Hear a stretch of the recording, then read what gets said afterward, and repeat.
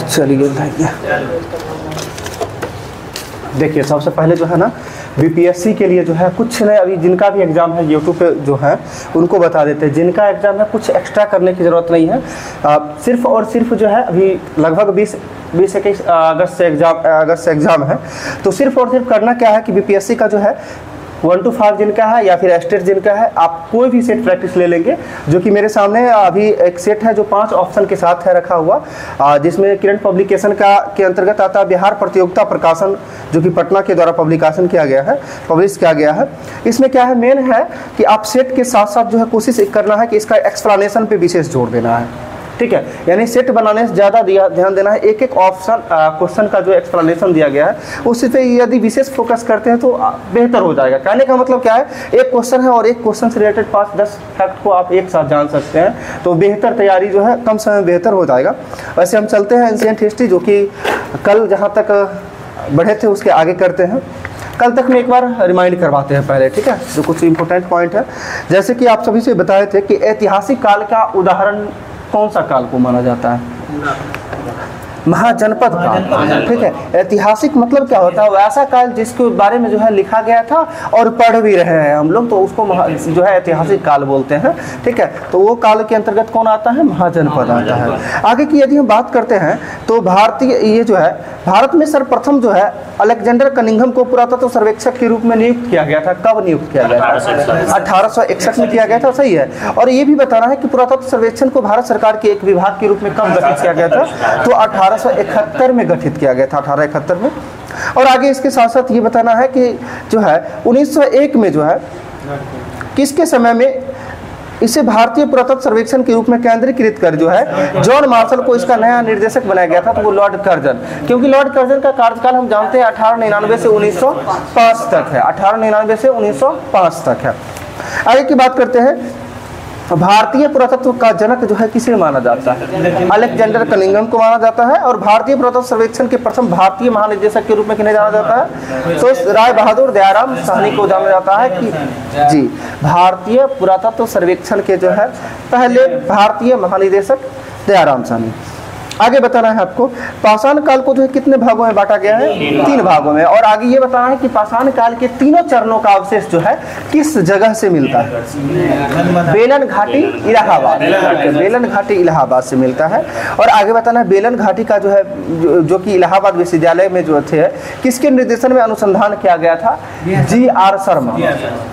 शर्मा के निर्देशन में जो है बेलन घाटी का अनुसंधान प्रारंभ हुआ था। और इसके साथ ये भी बताना है कि भारत में पाषाण कालीन सभ्यता का अनुसंधान सबसे पहले 1863 में किसके द्वारा जो है प्रारंभ किया गया था, रॉबर्ट ब्रूसफुट। और रॉबर्ट ब्रूसफुट क्या थे पेशे से, हाँ बिल्कुल सही है, भूवैज्ञानिक और पुरातत्वविद थे, बिल्कुल सही है। आगे ये भी बताना है कि भारतीय प्राग इतिहास का पिता किसे कहा जाता है, जी भारतीय प्राग इतिहास का पिता जो है किसे कहा जाता है, ये बताना है, ठीक है। तो भारतीय प्राग इतिहास का पिता रॉबर्ट ब्रूसफुट को ही कहा जाता है, ठीक है।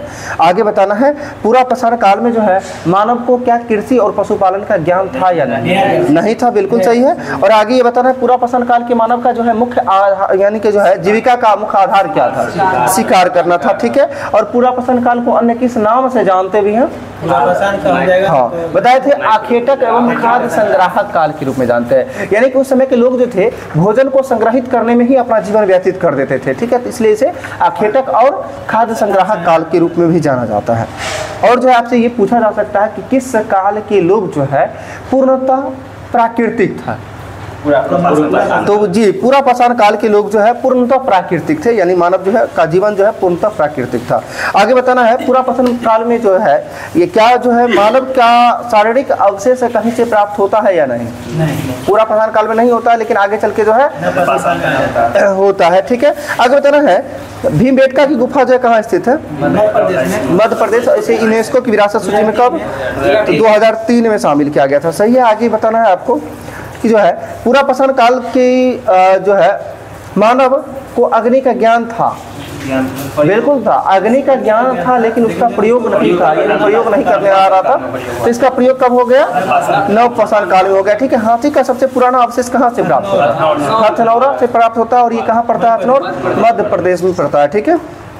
आगे की बात करते हैं, अगला बताना है आपको भारत का सबसे बड़ा जो है मध्यपाषाणकालीन स्थल कौन सा? सबसे बड़ा मध्यपाषाण जी, भारत का सबसे बड़ा मध्यपाषाणकालीन स्थल जो है बागोर है, जो कहाँ पड़ता है? भीलवाड़ा, जो कोठारी नदी के तट पर स्थित है बागोर। जी, भीलवाड़ा राजस्थान में पड़ता है, कोठारी नदी के तट पर स्थित है बागोर। ठीक है, आगे बताना भारत में मध्यपाषाण काल के विषय में जो है जानकारी सर्वप्रथम कब हुई थी? तो 1867 में हुआ था। और 1867 में किसके द्वारा हुआ था? तो आर्कीबाल्ड कैंपबेल क्लाइकल के जो है बिंद क्षेत्र से जो है शैल चित्र की खोज किया था, यानी रॉक पेंटिंग का खोज किया था। उसी दौरान जो है मध्यपाषाण काल के बारे में सर्वप्रथम जानकारी मिला था। कब? 1867 में। व्यक्ति की नाम बताया आपको, आर्कीबाल्ड कैंपबेल क्लाइकल। ठीक है, चलिए आगे बात करते हैं। मानव अस्थिपंजर के सर्वप्रथम अवशेष किस काल से प्राप्त हुए हैं? मध्यपाषाण काल से प्राप्त हुए हैं। ठीक है, आगे बताना लंघनाज एक महत्वपूर्ण मध्यकालीन स्थल है जो कहाँ पड़ता है? जी, मध्यपाषाण काल का स्थल है ये लंघनाज जो है ये गुजरात में पड़ता है। ठीक है, गुजरात में। आगे बताना मध्यपाषाण काल के जो है हड्डी से निर्मित आभूषण भारत में कहाँ से प्राप्त हुए हैं? ये महदहा से प्राप्त हुआ है, महदहा से प्राप्त हुआ है। ठीक है, जो महदहा जो है ये उत्तर प्रदेश में प्रतापगढ़ में पड़ता है। ठीक है, आगे बताना है पुरातत्व विमर्श पुस्तक के लेखक, बहुत इंपॉर्टेंट पॉइंट है। पुरातत्व विमर्श पुस्तक के लेखक, और इसी पुस्तक में दिया गया है कि महदहा, दमदमा और सरायनहार ये तीनों ही स्थल से जो है हड्डी से बने उपकरण का जो है साक्ष्य मिला है। ठीक है, किस पुस्तक में? ठीक है, बैठिए। ठीक है, इधर खिसक के बैठ सकते हैं, कोई दिक्कत नहीं है। ठीक है, हम बताएं क्या क्या बताया आपको? हाँ, पुरातत्व विमर्श पुस्तक के लेखक डॉक्टर जयनारायण पांडे के द्वारा लिखा गया था। किनके द्वारा? डॉक्टर जयनारायण पांडे के द्वारा। और इस पुस्तक में किसके बारे में व्याख्या किया गया है? तो ये जो है हड्डी से बने उपकरणों का जो है, हाँ, निर्मित उपकरण का जो है साक्ष्य मिला है। कहाँ कहाँ से मिला है? 3 जगह की बात करते हैं, सरायनहर, महदहा और दमदमा, ये तीनों जगह से मिलता है। आगे बताना है मध्यपाषाण काल में जो है पशुपालन के साक्ष्य सर्वप्रथम कहाँ से प्राप्त हुए? हाँ, आदमगढ़ हो जाएगा। आदमगढ़ जो कहाँ पड़ता है? होशंगाबाद। ठीक है, आगे बताना है 3 मानव कंकाल एक साथ कहाँ से प्राप्त हुआ? तो दमदमा से। ठीक है, 3 मानव कंकाल जो है एक साथ दमदमा, और 4 मानव कंकाल का सरायनहार से हो जाएगा। बिल्कुल सही है। आगे बताना है नवपाषाण काल का जो है प्राचीनतम बस्ती का नाम क्या है? प्राचीनतम बस्ती का नाम तो मेहरगढ़ हो जाएगा, मेहरगढ़। और आपको ये भी बताना है कि नवपाषाण काल में कृषि का जो है प्राचीनतम साक्ष्य कहाँ से प्राप्त? जी, प्राचीनतम कृषि का साक्ष्य जो है कहाँ से प्राप्त हुआ है? मेहरगढ़ से ही प्राप्त हुआ है। ठीक है, और आगे ये कल बताए थे कि नवपाषाण कालीन स्थल जहाँ से हड्डी के उपकरण पाया गया है बिहार का ऐसा कौन सा जगह? चिरांद पड़ता है। और चिरांद से यहाँ किस जानवर का? तो हिरण के सिंग से निर्मित जो है हड्डी के उपकरण पाए गए हैं। ठीक है, आगे बताना पहिए एवं कृषि का आविष्कार किस काल में? नवपाषाण काल में हुआ है। और नवपाषाण कालीन स्थल जहाँ से चावल या धान का साक्ष्य मिला है कोल्डीवा हो जाएगा। और कोल्डीवा बोलन नदी के तट पर जो है इलाहाबाद में स्थित है। आगे बताना भारतीय उपमहाद्वीप में प्राचीनतम कृषि साक्ष्य वाला स्थल कौन सा है? ठीक है, बिल्कुल सही है, लौरादेव हो जाएगा। ये उत्तर प्रदेश में ही पड़ता है। अगर हम नवपाषाण काल में कृषि का साक्ष्य जो है साक्ष्य की यदि हम बात करें तो कहाँ से हो जाएगा? मेहरगढ़। और भारतीय उपमहाद्वीप में बोलेंगे तो लौरादेव हो जाएगा, जो उत्तर प्रदेश पड़ता है। आगे बताना आपको नवदा टोली के उत्खनन करता कौन है? HD संकालिया हो जाएंगे। सही। आगे बताना नवदा टोली स्थित कहाँ है? ये मध्य प्रदेश में स्थित है। भीमबेटका किसके लिए फेमस है? ठीक है, गुफा शैल चित्र के लिए फेमस है भीमबेटका। और भीमबेटका का जो है ये यूनेस्को में जोड़ा गया था। भीमबेटका की खोज किसने किया था? जी, डॉक्टर विष्णुधर वाकनकर। बिल्कुल सही है, डॉक्टर विष्णुधर वाकनकर के द्वारा जो भीमबेटका का खोज किया गया था। अगर बताना राख का टीला किसने नवपाषाणिक स्थल से किस नवपाषाणिक स्थल से संबंधित है? संगनकल्लू। जो संगनकल्लू कहाँ पड़ता है? कर्नाटक में पड़ता है। कहाँ पड़ता है? कर्नाटक में पड़ता है। आगे बात करते हैं राष्ट्रीय मानव संग्रहालय कहाँ पर स्थित है?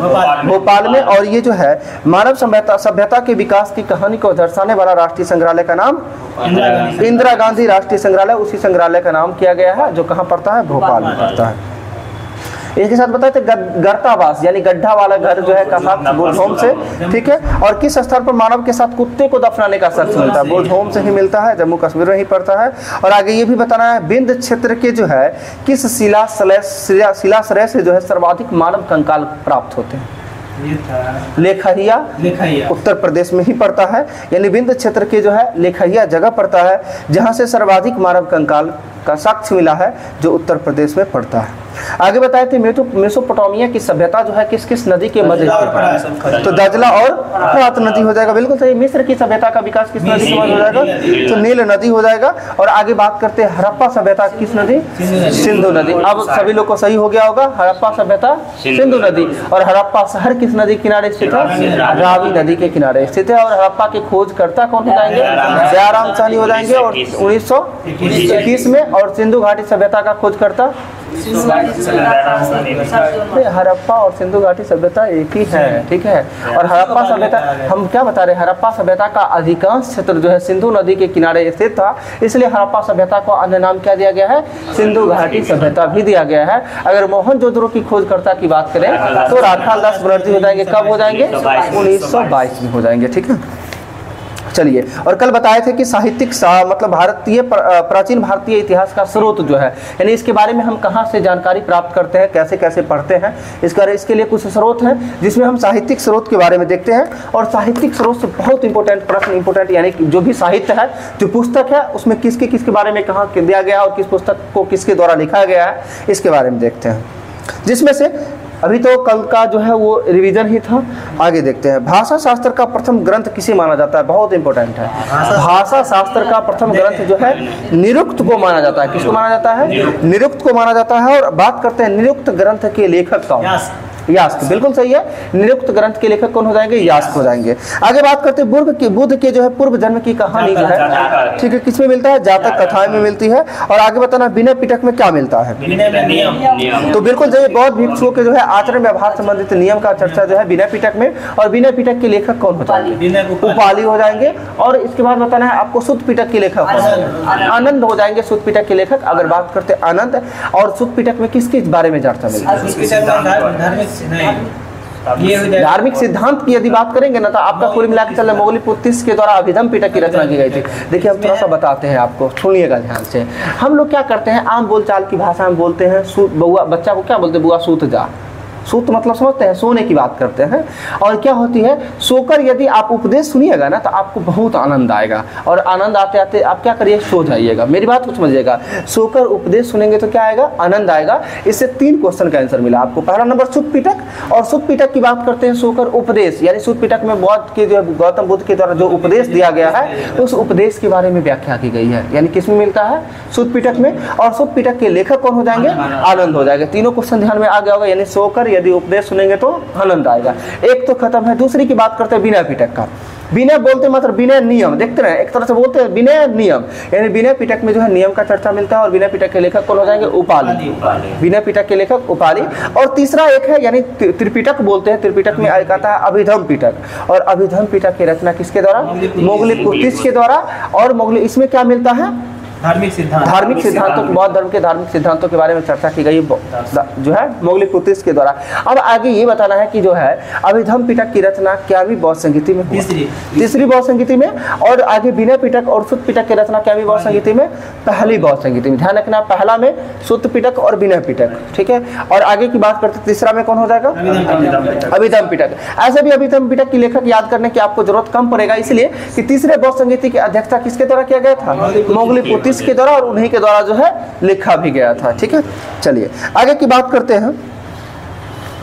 बौद्ध धर्म के दार्शनिक एवं आध्यात्मिक सिद्धांत के बारे में बता दिया अभिधम पिटक में, ठीक है। अगर जैन साहित्य को क्या कहा जाता है? आगम कहा जाता है, ठीक है। और जैन ग्रंथों में प्रमुख ग्रंथ है जैसे परिशिष्ट पर्वन। पूछा जाता है कि परिशिष्ट पर्वन जो है किस धर्म का प्रसिद्ध ग्रंथ है? जैन धर्म का। भद्रबाहु चरित्र किस धर्म का हो जाएगा? जैन धर्म का होता, क्योंकि भद्रबाहु जो है जैन धर्म के ही थे, ठीक है। और जैन धर्म के किस संप्रदाय के नेतृत्व करता थे भद्रबाहु? भद्रबाहु के द्वारा कल्पसूत्र लिखा गया था। और दिगंबर और श्वेतंबर में क्या थे? दिगंबर के नेतृत्व करता कौन थे? दिगंबर के श्वेतांबर के, देखिए सुन लीजिए, दिगंबर भद्रबाहु के नेतृत्व में था। और श्वेतांबर जो है स्थल भद्र के नेतृत्व में था। स्थूल भद्र के नेतृत्व में था श्वेतांबर। अब हमको याद कैसे रखना है, इस चीज को थोड़ा सा समझना है। अभी थोड़ा देर के लिए कंफ्यूजन हो जाती है। तो दिगंबर एक, हम सीधा भद्रबाहु के बारे में इसको छोड़ के एक याद रहेगा तो दूसरा अपने आप छांट लेंगे। तो श्वेतांबर लिखने के लिए हमें आधा सौ से शुरू करना पड़ता है। और स्थूल भद्र लिखने के लिए भी आधा सौ से शुरू करना पड़ता है। तो श्वेतांबर क्या हो जाएगा? स्थूल भद्र के नेतृत्व में। और दिगंबर किसके नेतृत्व में हो जाएगा? भद्रबाहु के नेतृत्व में हो जाएगा, ठीक है। और भद्रबाहु के द्वारा लिखा गया पुस्तक का नाम क्या हो जाएगा? कालसूत्र हो जाएगा, जो कि भद्रबाहु के द्वारा रचित है। और आगे बात करते हैं, एक है भगवती सूत्र। भगवती सूत्र किस धर्म का ग्रंथ हो जाएगा? जैन धर्म का। आगे बात करते हैं भगवती सूत्र की यदि हम, तो भगवती सूत्र से हमें महाजनपद काल का यानी 16 महाजनपदों के बारे में जानकारी मिलता है, जो कि जैन ग्रंथ भगवती सूत्र से है। और बौद्ध किस ग्रंथ से मिलता है 16 महाजनपद? तो अंगुत्तर निकाय से मिलता है। ठीक है, आगे बात करते हैं। ठीक है, जैन भिक्षुओं के आचार और नियमों का उल्लेख कहाँ मिलता है? तो आचरांग, आचार मतलब आचार व्यवहार की बात करते हैं तो आचरांग सूत्र में जो है जैन भिक्षुओं के जो है व्यवहार और नियम के बारे में जो है जानकारी मिलता है। ठीक है, उल्लेख मिलता है। अब हम देखते हैं लौकिक साहित्य। ये साहित्य लौकिक साक्ष्य जो है, लौकिक साहित्य के अंतर्गत जो आता है, उसमें संस्कृत भाषा में लिखे हुए प्रसिद्ध प्रमुख बौद्ध ग्रंथ में जैसे महावस्तु आता है, ललित विस्तार आता है, दिव्यावदान आता है। ये पूछा जा सकता है कि महावस्तु किस धर्म का प्रसिद्ध ग्रंथ है? बौद्ध ग्रंथ का। ठीक है, ललित विस्तार किसका हो जाएगा? बौद्ध धर्म का ही हो जाएगा। और दिव्यावदान किसका हो जाएगा? बौद्ध धर्म का ही हो जाएगा। आगे बात करते हैं महावस्तु, ये जो है किसके द्वारा लिखा गया था? महावस्तु बौद्ध ग्रंथ के लेखक कौन हो जाएंगे? तो मोगलीपुत्र तीर्थ सिंह हो जाएंगे। ध्यान रखना है, महावस्तु के लेखक कौन हो जाएंगे? मोगलीपुत्र तीर्थ सिंह हो जाएंगे। आगे बात करते हैं दिव्यावदान बौद्ध ग्रंथ के लेखक कौन हो जाएंगे? तो दुर्गा भागवत हो जाएंगे। ठीक है, ध्यान रखना है, दिव्यावदान बौद्ध ग्रंथ के लेखक कौन हो जाएंगे? दुर्गा भागवत। ठीक है, और इसके साथ साथ ध्यान रखना पृथ्वीराज रासो की रचना जो है किस भाषा में की गई थी? ठीक है, ब्रज भाषा में किया गया था। पृथ्वीराज रासो का रचना जो है किस भाषा में किया गया था? ब्रज भाषा में किया गया था। और इसके साथ साथ पृथ्वीराज रासो जो कि पृथ्वीराज चौहान की उपलब्धियों का वर्णन मिलता है। और पृथ्वीराज रासो किसके द्वारा लिखा गया था? चंद्रवरदाई में लिखा गया था। और इसी के साथ साथ इस बार का बिहार एसएससी सीजीएल में प्री में पूछा था एक क्वेश्चन, क्या था कि जो है अश्वघोष के द्वारा जो रचित पुस्तक था क्या बुद्ध चरित किस भाषा में लिखा गया था? संस्कृत में लिखा गया था। बिल्कुल सही, संस्कृत भाषा में लिखा गया था। बुद्ध चरित के लेखक कौन हो जाएंगे? अश्वघोष हो जाएंगे। ठीक है, एक देखिए अभी पृथ्वीराज रासो के लेखक आपको बताया चंद्रवरदाई, एक है पृथ्वीराज विजय के लेखक ज्ञानक हो जाएंगे, और एक और है पृथ्वीराज से संबंधित।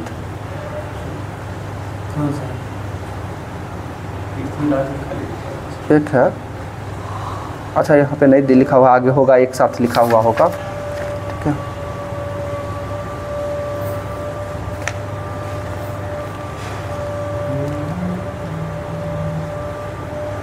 ऐसे देख लेते हैं।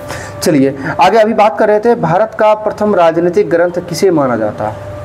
अर्थशास्त्र को। और अर्थशास्त्र के लेखक चाणक्य, कौटिल्य अथवा विष्णुगुप्त। सही है। आगे आपको बताना है पुष्यमित्र शुंग द्वारा जो है पुष्यमित्र शुंग द्वारा किए गए जो है अश्वमेध यज्ञ की जानकारी किस पुस्तक से प्राप्त होता है? महाभाष्य। और महाभाष्य के लेखक कौन हो जाएंगे? पतंजलि हो जाएंगे। एकदम देखिए, यही क्वेश्चन अगर हम जानते हैं हम सभी, ठीक है, लेकिन उल्टा पूछ दिया जाता है तो थोड़ा सा सोचना पड़ जाता है। तो आपको ध्यान रखना है पुष्यमित्र के द्वारा जो है किए गए अश्वमेध यज्ञ की जानकारी किस पुस्तक में मिलता है?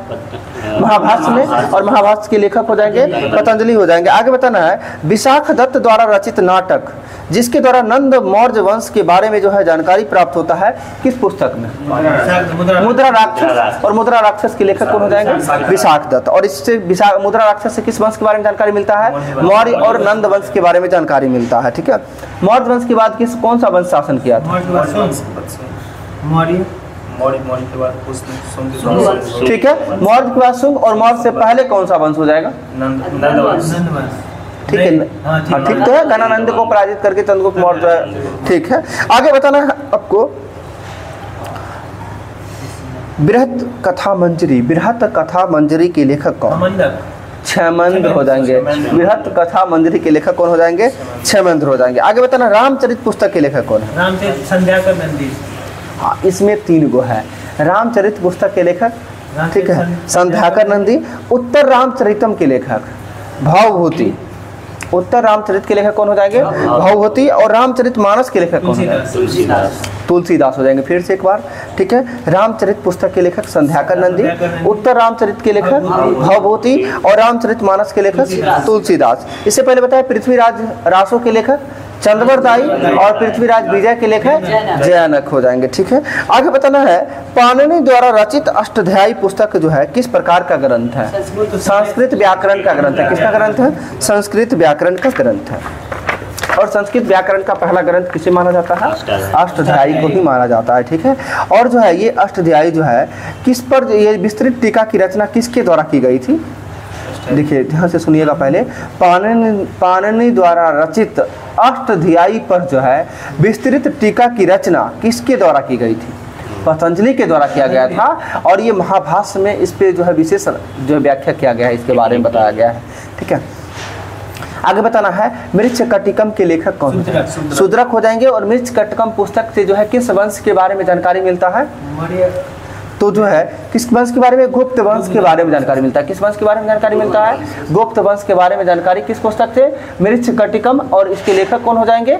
शूद्रक हो जाएंगे, ठीक है। आगे बताना नागानंद रत्नावली तथा प्रियदर्शिका किसकी रचना? हर्षवर्धन का है। ये ध्यान रखना है, नागानंद रत्नावली तथा प्रियदर्शिका किसकी रचना है? हर्षवर्धन का। अब इसमें देखने को मिलता है नागानंद रत्नावली और प्रियदर्शिका की बात करते हैं तो रत्नावली के साथ साथ एक आता है कवितावली, गीतावली, दोहावली। ये किसका रचना है? तो तुलसीदास का हो जाता है। ध्यान रखना है, इस कवितावली, गीतावली, दोहावली की यदि आता है उसके जगह पे रत्नावली भी लगा देता है ऑप्शन में कि निम्न में से तुलसीदास का रचना कौन सा नहीं है, ठीक है। तो रत्नावली हो जाएगा ना, क्योंकि रत्नावली किसके द्वारा लिखा गया है? हर्षवर्धन के द्वारा लिखा गया है। क्वेश्चन का ये फॉर्मेट ही होता है ये कि एक साथ, क्योंकि हम बली वली सब पढ़ रहे हैं तो लगता है कि तुलसीदास होगा, गीतावली, कवितावली, दोहावली, साथ में रत्नावली। तो रत्नावली किनका हो जाएगा?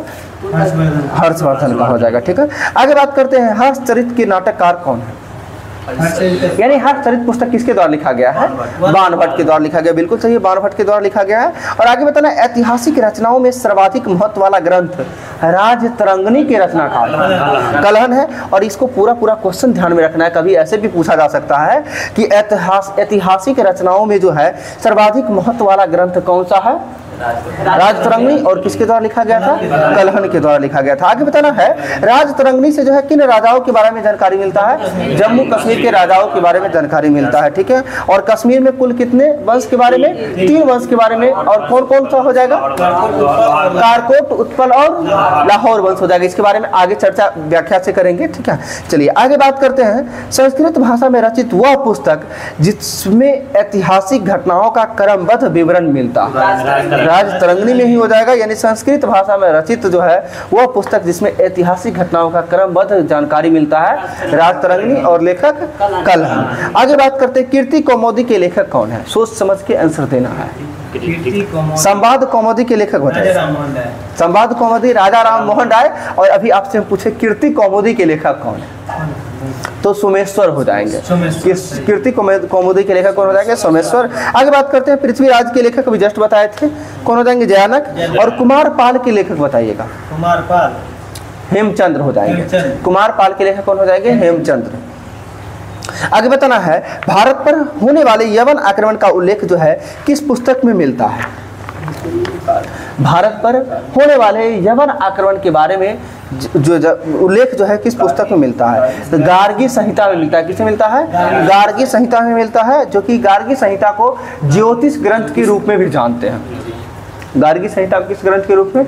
ज्योतिष ग्रंथ के रूप में भी जानते हैं। चलिए एक बहुत इंपॉर्टेंट प्रश्न है ये कि प्रबंध चिंतामणि जो है किस धर्म का ग्रंथ है? प्रबंध चिंतामणि किस? तो ये हो जाएगा जैन धर्म का प्रसिद्ध ग्रंथ है। और प्रबंध चिंतामणि के लेखक कौन हो जाएंगे? तो मेरु तुंगाचार्य हो जाएंगे। कौन हो जाएंगे? मेरु तुंगाचार्य के द्वारा रचित जो है महत्वपूर्ण जैन ग्रंथ है प्रबंध चिंतामणि, ठीक है। ये तो छोड़ दीजिए, ठीक है। अलार्म लगा के सोए होंगे। चलिए यहाँ तक में एकदम लग रहा होगा जो भी इम्पोर्टेंट पॉइंट था उस कुछ चीज़ों को देखें। अब देखते हैं विदेशी यात्रियों का विवरण, यानी विदेशी यात्री जो भारत आए थे और उन लोग का जो है क्या क्या विवरण दिया गया है उनके बारे में एक बार एक नज़र देखते हैं, ठीक है। चलिए आगे बात करते हैं। विदेशी यात्रियों में जो है इतिहास के पिता के रूप में किसे जानते हैं? हेरोडोटस को जानते हैं। और हेरोडोटस ने अपनी पुस्तक हिस्टोरिका में जो है भारत के साथ किन देश के बारे में संबंध में वर्णन करता है? तो फारस के बारे में, यानी कि भारत के साथ जो है किस देश के संबंध का वर्णन करता है? तो फारस का वर्णन करता है। आगे बताना है आपको हिस्टोरिका का रचना कितवीं शताब्दी में हुआ था? 5वीं शताब्दी में हुआ था, सही है। आगे बताना है सिकंदर के साथ आने वाले लेखक कौन कौन थे? प्रहलाद बंद कर लीजिए ना कोई लोग, क्योंकि साउंड थोड़ा रिकॉर्ड करता होगा। जी देखिए, निरियाकस, आनेसिक्रेटस और ऑरेस्टियोबुलस हो जाएंगे। सिकंदर के साथ आने वाले में तीन निरियाकस, आनेसिक्रेटस और ऑरेस्टियोबुलस। सिकंदर के साथ जो जल सेनापति को निरियाकस हो जाएगा, ठीक है। और थल सेना किसके नेतृत्व में आया था? खुद ही नेतृत्व कर रहा था, ठीक है, थल सेना। आगे आप बात करते हैं, सिकंदर के पश्चात जो है लेखकों में 3 राजदूत आए थे भारत। एक क्रम में हम देखते हैं पहले, ठीक है। तो सिकंदर के पश्चात यानी सिकंदर के बाद जो है लेखकों में 3 राजदूत आया था। उन 3 राजदूत में पहला की बात करते हैं मेगास्थनीज, जो किसका राजदूत था? सेलुकस निकेटर का राजदूत था ना। और इसके बाद बात करते हैं डायमेकस, जो कि उसके बाद की बात करते हैं डायनोसियस, ठीक है। तो डायमेकस किसके दरबार में आया था? बिंदुसार के दरबार में आया था। डायनोसियस किसके दरबार में था? अशोक के दरबार में। और मेगास्थनीज किसके दरबार में? चंद्रगुप्त मौर्य के दरबार में आया था, ठीक है। ये तीनों ध्यान रखना, ठीक है। चलिए अब हम तीनों ये बात को सिकंदर के पश्चात 3 लेखक भी देख लिए। सिकंदर के साथ आने वाला 3 लेखक भी सिकंदर के साथ भी था, वो लेखक ही था निरियाकस, आनेसिक्रेटस और ऑरेस्टियोबुलस। अब हम बात करते हैं इंडिका के रचनाकार कौन है? मेगास्थनीज। और मेगास्थनीज किसके दरबार में आया था? चंद्रगुप्त मौर्य के दरबार में आया था, सही है। आगे बताना है, सीरिया नरेश एंटियोकस प्रथम का राजदूत डायमेकस था। और ये डायमेकस किसके दरबार में आया था? बिंदुसार के दरबार में आया था, सही है। और आगे की बात करते हैं, अशोक के दरबार में आने वाला मिस्र के शासक टॉलमी फिलाडेल्फस का दूत जो है कौन था? यानी कहने का होता है डायनोसियस जो है अशोक के दरबार में था, किसका दूत बन के आया था? तो टॉलमी फिलाडेल्फस का। और ये कहाँ का शासक था? मिस्र के शासक था, ठीक है। चलिए आगे बात करते हैं, गुप्त शासक चंद्रगुप्त द्वितीय के समय जो है भारत आने वाले यात्री में जो है चीनी यात्री आए थे। कौन आए थे? फाहियान आए थे। और फाहियान ने अपने यात्रा विवरण में जो है भारत की किस क्षेत्र की प्रजा को जो है सुखी एवं संपन्न बताया है? तो मध्य प्रदेश की प्रजा को जो है सुखी एवं संपन्न बताया है। आगे की बात करते हैं, भारत का भूगोल पुस्तक की रचना किसके द्वारा? टॉलमी के द्वारा किया गया था। आगे बताना, प्रथम शताब्दी की जो है भारतीय बंदरगाहों तथा व्यापारिक जानकारी देने वाली पुस्तक मानी जाती है, कौन सी पुस्तक? पेरिपल्स ऑफ द इरिथ्रियन सी। कौन हो जाएगा? पेरिपल्स ऑफ द इरिथ्रियन सी से जो किसके बारे में जानकारी मिलता है? तो प्रथम शताब्दी के भारतीय बंदरगाहों तथा व्यापारिक जानकारी देने वाली पुस्तक मानी जाती है। आगे की बात करते हैं, पेरिपल्स ऑफ द इरिथ्रियन सी के लेखक कौन है? अज्ञात है, यानी इसके लेखक के बारे में कोई जानकारी नहीं, कोई विवरण नहीं मिलता है। आगे बात करते हैं, प्लिनी की जो है नेचुरलिस्ट हिस्टोरिका, जिसे नेचुरल हिस्टोरिका के लेखक के रूप में भी जानते हैं। और प्लिनी के द्वारा जो है इस पुस्तक में भारत के साथ किस देशों के संबंध के बारे में जानकारी मिलता है? तो इटली के बारे में जानकारी मिलता है। इससे पहले बताया हिस्टोरिका में किस देश के बारे में जानकारी मिलता है? भारत और फारस, ईरान की फारस, भारत और फारस हो जाएगा, फारस को ईरान, ठीक है। पर्सिया ईरान, ठीक है जी। आगे बात करते हैं, अभी बताया आपको कि जो है नेचुरल हिस्ट्री में जो है किस किस देश के बारे में संबंध में? भारत और इटली के बारे में। आगे बात करते हैं, ह्वेनसांग किसके समय भारत यात्रा पे आया? हर्षवर्धन की यात्रा पे आया था। और ह्वेनसांग की रचना क्या थी? सी यू की था। और फाहियान जो आया था किसके दरबार में आया था? चंद्रगुप्त द्वितीय के दरबार में आया था। और फाहियान का रचना क्या था? रेला, इब्न बतूता, 1333, मोहम्मद बिन तुगलक, ठीक है। फाहियान की रचना फोक्यूकी देता है, ठीक है। वैसे चीनी भाषा है तो समझ सकते हैं, इधर उधर थोड़ा हो ही जाएगा जी। और ह्वेनसांग का CU हो जाएगा, ठीक है। चलिए आगे बात करते हैं, किसके यात्रा विवरणों के माध्यम से हमें हर्षकालीन धर्म तथा राजनीति की जानकारी मिलती है? ह्वेनसांग, बिल्कुल सही है, ह्वेनसांग हो जाएगा। आगे की यदि हम बात करते हैं, फाहियान यह कौवीं शताब्दी में आया था? 5वीं सदी के प्रारंभ में आया था चंद्रगुप्त द्वितीय। और चंद्रगुप्त द्वितीय का उपनाम विक्रमादित्य के शासनकाल में आया था। और इसने भारतीय समाज, यहाँ की संस्कृति एवं आर्थिक स्थिति पर प्रकाश डाला है, फाहियान, ठीक है। चलिए आगे बात करते हैं इत्सिंग का। इत्सिंग कब आया था? ये 7वीं सदी के अंत में भारत आया था इत्सिंग। और इत्सिंग जो था, इसने अपने विवरण में जो है नालंदा विश्वविद्यालय के जो है विक्रमशिला विश्वविद्यालय तथा अपने समय के भारत का वर्णन किया है। यानी नालंदा और विक्रमशिला विश्वविद्यालय के बारे में वर्णन कर साथ साथ जो उस समय के भारत के बारे में व्याख्या किया है। कौन किया है? इत्सिंग। क्या? और इत्सिंग कब आया था? 7वीं शताब्दी, ठीक है, 680, ठीक है। 7वीं शताब्दी के अंत में देता है, तो 680 के बाद होगा। आगे बताना है, सुलेमान जो है, ये सुलेमान कब आया था? सुलेमान, हाँ, 9वीं शताब्दी में जो है भारत आने वाला अरबी लेखक ठीक है, ये सुलेमान के बारे में पूछा जाता है। कहाँ की कैसा लेखक? अरबी लेखक सुलेमान जो है, जिसने पाल तथा प्रतिहार शासकों के बारे में जो है लिखा है। कौन? सुलेमान लिखा है। यानी पाल तथा प्रतिहार शासकों के बारे में किसके द्वारा लिखा गया है? सुलेमान के द्वारा। और सुलेमान कहाँ के लेखक थे? अरबी लेखक थे। आगे बताना है, सिलसिला उतवारिख की रचना किसके द्वारा किया गया था? सुलेमान के द्वारा ही किया गया था। सिलसिला उतवारिख की रचना किसके द्वारा? सुलेमान के द्वारा। आगे बात करते हैं, मोहम्मद गजनवी के साथ जो है भारत आने वाले यात्री में कौन थे? अल-बरूनी। और अल-बरूनी ने जो है किस पुस्तक की रचना की थी? किताब उल हिंद की रचना की थी, जिसे तहकीक-ए-हिंद के रूप में भी जाना जाता है। ठीक है, आगे की बात यदि हम करते हैं, एक है मोहम्मद गजनवी के जो है दरबारी इतिहासकार कौन था? उतबी। और उतबी के द्वारा किस पुस्तक की रचना किया गया था? तो किताब उल यामनी। यह उतबी के द्वारा किस पुस्तक की रचना की गई थी? किताब उल यामनी की रचना। और ऐसे पूछा जाता है कि मोहम्मद गजनवी के दरबारी इतिहासकार कौन था? उतबी हो जाएगा। मोहम्मद गजनवी के साथ भारत आने वाला लेखक कौन था? अल-बरूनी हो जाएगा। दोनों में अंतर है, ये ध्यान रखना है। और ऑप्शन में आपको जब भी दिखेगा तो आप फटाक से अल-बरूनी पे विशेष करके फोकस जाता है कि नहीं यही होगा। ठीक है, चलिए आगे बात करते हैं। किताब उल हिंद का जो है अंग्रेजी में सर्वप्रथम अनुवाद किसके द्वारा किया गया था? एडवर्ड सचाऊ के द्वारा किया गया था। किसके द्वारा किया गया था? एडवर्ड सचाऊ के द्वारा जो है किताब उल हिंद की रचना जो है सर्वप्रथम अंग्रेजी भाषा में किया गया था। अब आगे है, अल मसूदी के द्वारा लिखा गया पुस्तक है महियल जहां। ठीक है, क्या है? महियल जहान जो है किसके द्वारा लिखा गया है? अल मसूदी के द्वारा। और अल मसूदी का ही सर्वप्रथम जो है इसी पुस्तक महियल जहान में ही जो है भारत के मानसून के बारे में चर्चा की गई है। ठीक है, मानसून के बारे में चर्चा किस पुस्तक में? महियल जहान। और किसके द्वारा सर्वप्रथम किया गया था? अल मसूदी के द्वारा। आगे यदि हम बात करते हैं, अल मसूदी किसके दरबार में आया था? इंद्र तृतीय के दरबार में आया था। किसके दरबार में आया था? इंद्र तृतीय के दरबार में जो है अल मसूदी आया था। क्या हो? इंद्र तृतीय की बात करते हैं, ये जो है प्रतिहार शासक था शायद। ठीक है, देख लीजिएगा इसको एक बार। ठीक है, आगे है अरबी भाषा में रचित पुस्तक रेहला, जिसकी रचना किसके द्वारा? इब्न बतूता का यात्रा वृत्तांत में इसे मिलता है। और इब्न बतूता किसके दरबार में आया था? मोहम्मद बिन तुगलक के दरबार में। कब आया था? 1333 में आया। 1333 में आया था। और मोहम्मद बिन तुगलक ने जो है आगे चल के इब्न बतूता को कहाँ का काजी नियुक्त किया था? दिल्ली का काजी। और ये काजी का मतलब क्या होता है? वकील होता है। ठीक है, काजी का मतलब वकील होता है। राष्ट्रकूट वंश का, हाँ, इंद्र तृतीय जो है राष्ट्रकूट वंश का प्रतापी शासक था। ठीक है, चलिए आगे बात करते हैं। तो इब्न बतूता जो है, ये हम बता रहे थे, मोहम्मद बिन तुगलक ने आगे चल के जो है इब्न बतूता को अपना राजदूत बनाकर कहाँ भेजा था? चीन भेज दिया था। और दिल्ली का काजी नियुक्त किया था, चीन राजदूत बनाकर भेजा था। अब है पुरातात्विक स्रोत के बारे में। क्या करें, आगे चले? जी सर। ठीक है, लगभग आप अनुमान करिए कितना समय बीत गया होगा? ठीक है, करीब 15 के आसपास स्टार्ट किए थे, 40 मिनट के अप्रॉक्स में बीत चुका है। ठीक है, आगे बोलिएगा। तो पुरातात्विक स्रोत को आज खत्म करते हैं। ठीक है, और कल से सिंधु घाटी सभ्यता स्टार्ट करेंगे। ठीक है, और जिनके पास नोट्स नहीं होगा आप एक बार क्या करिएगा बताते, थोड़ा सा ज़्यादा बेनिफिट होगा। आप प्रिंट निकलवा लीजिएगा इसका। ठीक है, और आप लेके पढ़िएगा।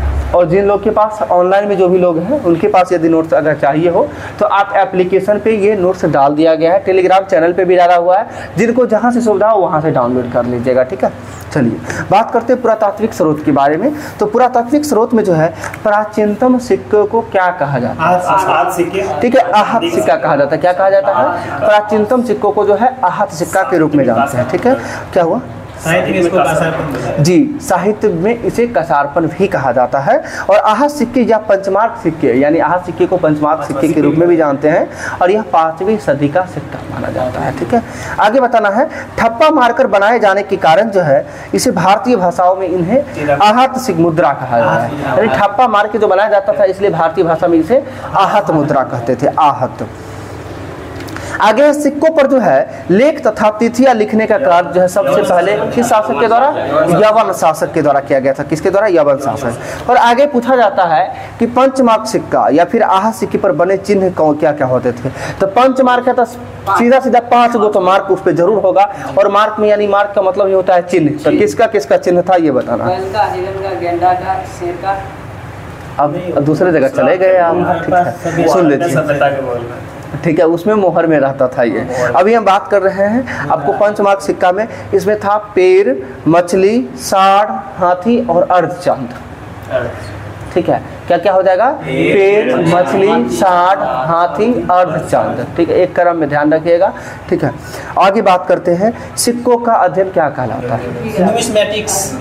वो शिलालेखों का अध्ययन एपिग्राफी कहलाता है और सिक्कों का अध्ययन जो है न्यूमिस्मेटिक्स कहलाता है। ठीक है, आगे बात करते हैं सबसे ज्यादा सिक्का किन शासक द्वारा जारी किया गया था? अभी हम शुद्ध सोना नहीं लगाए, आपसे सीधा सीधा पूछ रहे हैं सबसे ज्यादा सिक्का किन शासकों के द्वारा जारी किया गया था?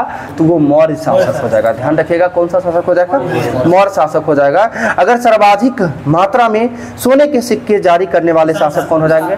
गलत हो गया, सर्वाधिक मात्रा में सोने का सिक्का जो है गुप्त शासक हो जाएगा। अगर सर्वाधिक शुद्ध सोना का सिक्का की यदि हम बात करेंगे तो कुषाण शासक हो जाएगा। यदि सबसे पहले सोने का सिक्का जारी करने की बात करेंगे तो हिंद यूनानी शासक हो जाएगा। ठीक है, एकदम क्रम में याद रखना है। पहले बताए आपको सर्वाधिक सिक्का जारी करने वाला शासक मौर्य वंश, इसके बाद बताए सर्वाधिक सोने का सिक्का जारी करने वाला शासक गुप्त वंश, और इसके बाद बताए सर्वाधिक शुद्ध सोने का सिक्का जारी करने वाला कुषाण शासक, और सबसे पहले सोने का सिक्का जारी करने वाला शासक हिंद यूनानी हो जाएगा। ठीक है, आगे बात करते हैं ये शीशे के सिक्के किसके द्वारा प्रचलित किया गया था? तो जारी किया गया था सातवाहन शासक के द्वारा। और सातवाहन के संस्थापक कौन थे?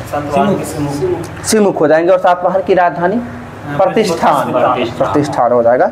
चलिए आगे बताते हैं किस शासक को जो है सिक्के पर जो है बीना बजाते हुए दिखाया गया है? समुद्रगुप्त को दिखाया गया है। सही है। आगे बताना चीन का प्रथम इतिहास लेखक किसे माना जाता है? चीन का, बहुत इंपॉर्टेंट है। चीन का प्रथम जो है इतिहास का लेखक किसे माना जाता है? इतिहास लेखक सुमा चीन को माना जाता है। किसको माना जाता है? सुमा चीन को माना जाता है। आगे बताना अभिलेखों का अध्ययन क्या कहलाता है? एपिग्राफी कहलाता है। ठीक है, एक एक बात है लिखा हुआ। आगे बात करते हैं सबसे प्राचीन अभिलेख किसके अभिलेख है? अशोक के अभिलेख है। सबसे प्राचीन अभिलेख किसके हैं? अशोक के। और लगभग यह 300 ईसा पूर्व के अभिलेख है, क्योंकि अशोक जो है शासक की बात करते हैं 269 ईसा पूर्व में अशोक का राज्याभिषेक होता है ना, तो लगभग 300 ईसा पूर्व तो हो ही जाएगा ना।